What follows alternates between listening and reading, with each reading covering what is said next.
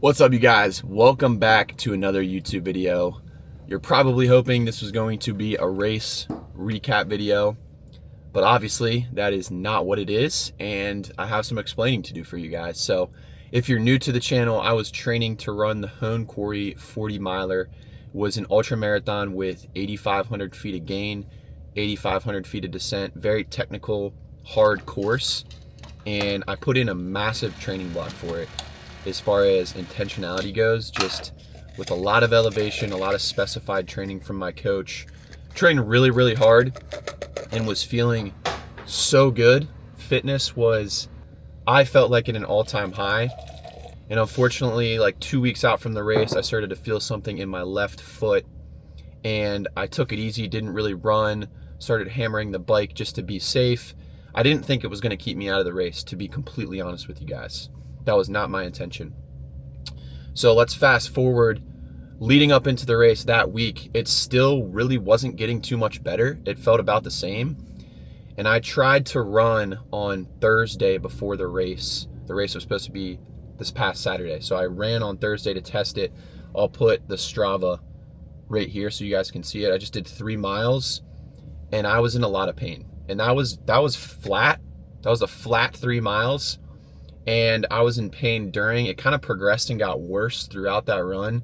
And then after, my foot was throbbing. And the fact that this race is so technical and so difficult, I just had to ultimately come to the decision that it wasn't smart to run this race. And to be just completely transparent with you guys, it was extremely difficult. I've never had to pull out of a race. I've never really had an injury, and I know in the grand scheme of things, it's not that big of a deal, right? But when you train so hard for something and you put your absolute all into it, it can be really upsetting to have that stripped away from you. And there's a video I took right when I made the decision, and I'll go ahead and play that now. I'm sitting here a couple days before the race. Really just kind of broke down. It's been a rough couple weeks. Been just kind of nursing an injury since peak week. And I tried to run today. Didn't feel great. So just seek the Lord about it. I'm sitting right here, prayed for a while. And ultimately, I think I'm gonna drop out of this race, which is super hard and not something that I want to do, but I think that the Lord is trying to teach me something right now. And although I'm not exactly sure what it is, I just want to fully trust in Him. And it is frustrating. You know, I put a ton of work into this prep. Probably the most work I've ever put into a prep for a race, but I don't know. Maybe I was running the wrong race. So, not the update that I wanted to give or the video that I wanted to make, but I'm gonna be at peace with the decision and just trust that the Lord is using me for something bigger right now. And now I know what you guys are probably thinking. It looks like you're about to go for a run. Well, I am. This is the man, the myth, the legend. He's got a little 5K tomorrow. No taper for this kid. He's out here running with me. But what are we shooting for tomorrow on your 5K? I say 15, somewhere in the 1550s, maybe even faster. We'll see. 1550s. By the time this video drops, I'll know his time, so I'm gonna put it on here, see if he can call a shot. Hey, listen to this dude, man. Koros has him at a 2:22 predicted marathon. We think we can smoke that? Man, they're gonna have to give me $500 tennis shoes for that. I need them. Hey, Adidas, send them Evos, whatever they call. Running Man Jimbo. Get him a sponsorship, man. He's out here putting in work. Hey, man, we're out here. Tell him what you said. Man, when the birds are chirping, just know me and Sean is working. When the birds are chirping, we're working. Come on, feeling good. It's a little downhill right here. You can fly. Just float. Let's go, man. All right, we just got back from the run. I had to tell you guys about the new kicks. These are the ASIC Super Blasts. Look at this colorway, man. Can we just appreciate the colorway on this thing for a second? Bottoms are green. These things are so nice. So it's definitely a higher cushion shoe, lot of support, but these things are so light. Like, you could definitely pick up and do some speed in these if you wanted. I'm probably just gonna use them for daily miles, daily trainers, as a nice higher stack daily trainer with a lot of cushion to support my foot. So I just wanted to show you guys these because I think they're beautiful. And how I rotate shoes usually is I like to have a higher cushion daily trainer like this shoe, and then a more moderate cushion daily trainer like my ASIC Nova Blast. They're more like a moderate cushion. And then I also like to have a speed shoe, so like a nylon plated shoe or a carbon plated shoe to do some faster workouts in. And I like to kind of rotate my shoes that way. So a high cushion daily trainer, mid cushion daily trainer, and then a speed shoe. And then sometimes some other ones thrown in there as well. But I think if you can have a rotation of at least 3 shoes, if you are running a lot, that's the best way to do it. You're gonna put impact on different areas of your foot. And you may not run into an injury like I did. So definitely take shoes serious. But yeah, we're gonna go stretch it out. I'm gonna make it a point to get some mobility in after all my runs now, to just try to refrain from running into injury again. So I'm gonna go get that in.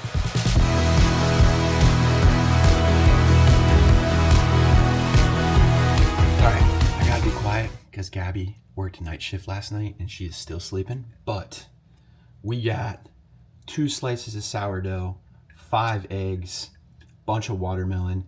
Look at this batch of watermelon, man. Looks fire.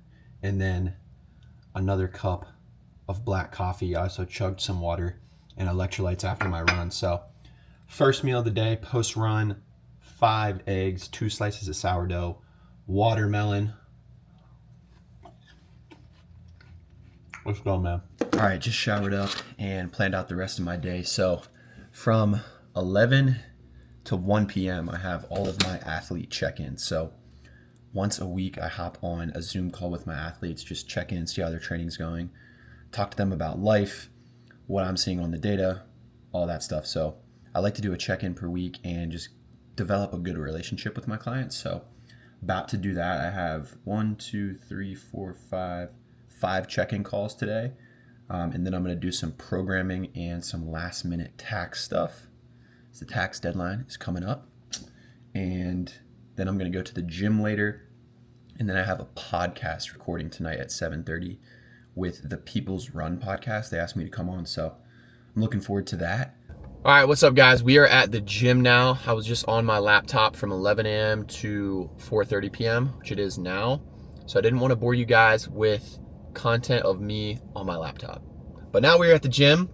Right now, I've been lifting 4 days a week for the past couple weeks, ever since I got the injury and I couldn't run as much.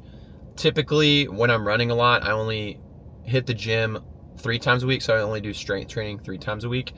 I find that it's just a good balance for me and my body to do 3 days a week in the gym as running volume progresses. So this will probably be my last week of doing 4 days in the gym, but it was nice to be back in the gym more frequently. I will say, I did an upper body pull day this week, upper body push day, leg day, and now I'm doing kind of a functional full body circuit. It was the first time in forever I've done like a full body push, an upper body push and an upper body pull session. And it brought me back to the bodybuilding days. It honestly felt so good, but I know it's not the best to do all the time when I'm constantly running. They're good to mix in every now and then, but I just find it beneficial to do full body workouts for me when running is the priority.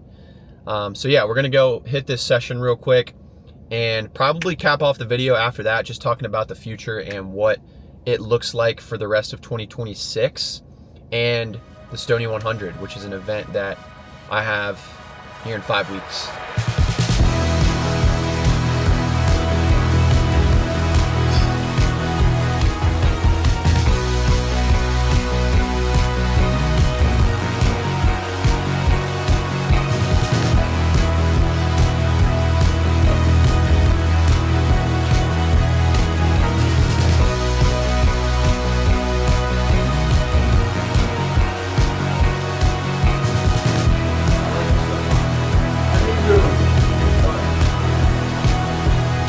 All right, that was a good workout. I haven't done a circuit style workout like that in a while, so kind of like a high rocks workout, a lot of the high rocks movements at least. But I think I'm gonna start ripping those on Friday. I just like working up a little sweat on Friday. Heart rate didn't really get crazy high, but I think it's really beneficial to work in those type of workouts every now and then just to mix things up and keep it interesting. So that was a good workout, but I really wanted to just end the video here and tell you guys a little bit about what the rest of my year is gonna look like. So the main reason for pulling out of that race is because I did not want it to turn into a bigger injury. Because if you watch this channel, you know, if you're new here, I talk a little bit about the Stoney 100. So I have 100 miles around the track on May 8th. So that is in 5 weeks. And I really just couldn't be injured for that. It's an event that I put on. It's a race that we have tons of people signed up for a good cause. All of the donations go towards Charleston Hope, which is a nonprofit in Charleston, South Carolina, that works to improve mental health resources in tier 1 schools in the area. So like underdeveloped schools. Super passionate about this event, and there was just no way I was gonna let myself be injured for it. So it was just a smart idea to pull out of that race, and ultimately wanted to be healthy to run this 100 miles. I don't have a goal time. Last year, I finished this event around 21 hours on the track. I'm definitely shooting for under that. But again, it's for a good cause. It's not really for me. I don't want to make this about my time or anything like that. But I'm looking forward to that. And then the A race this year is the Chicago Marathon. So with my time from Marine Corps, I ran a 2:44 marathon in Marine Corps, 2:44:03, so almost a 2:43 in Marine Corps in 2025, which got me in guaranteed entry to Chicago this year. So I'm running Chicago. We're gonna go for a huge PR. Again, I really don't want to throw out a number this time. I think I've done that kind of my whole endurance career, if you will. I just want to put in the work and see what we can do. I know that I can get in the 2:30s, and I just want to see how far I can take it. So we're just gonna work really hard, you know, focus on the workout at hand, the day at hand, take it one day at a time. That is the ultimate key to success in endurance. So I'm really looking forward to that. So between May 8th, the 100 miler around the track, and the Chicago Marathon, which is October 11th, I believe, a Sunday, I'm gonna do some smaller races in between there, like some half marathons, maybe 1 or 2 half marathons. I definitely have a 15K in there. And then probably some 5Ks and 10Ks just to get more of a baseline, because I haven't done those shorter distance races in a really long time. So I really want to get my baseline for some of those.